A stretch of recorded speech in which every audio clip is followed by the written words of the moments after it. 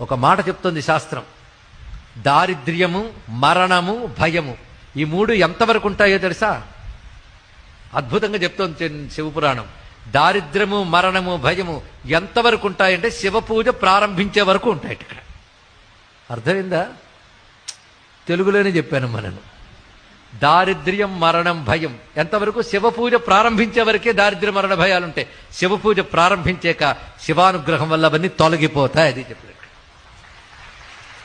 శివుడు ఎలా తొలగిస్తాడు? ఏ ప్రారబ్ధం వల్ల ఇవి వచ్చాయో ఆ ప్రారబ్ధాన్ని రెక్టిఫై చేస్తాడు ఆయన ఇక్కడ. అందుకే ఈయన బాగా అలవాటు చేసిందని చిన్నపిల్లవాడికి భగవత్ పూజ అలవాటు చేశాడు, మంత్రజపం అలవాటు చేశాడు, శుద్ధిగా సకాలంలో నిద్ర లేవడం, మంచి అలవాట్లు ఇవన్నీ చేశాడు. అంటే మీరు ప్రారబ్ధంలో అకాల మృత్యు ఉన్నా నీ ప్రవర్తన సక్రమంగా ఉంటే దాన్ని కూడా దాటవచ్చు.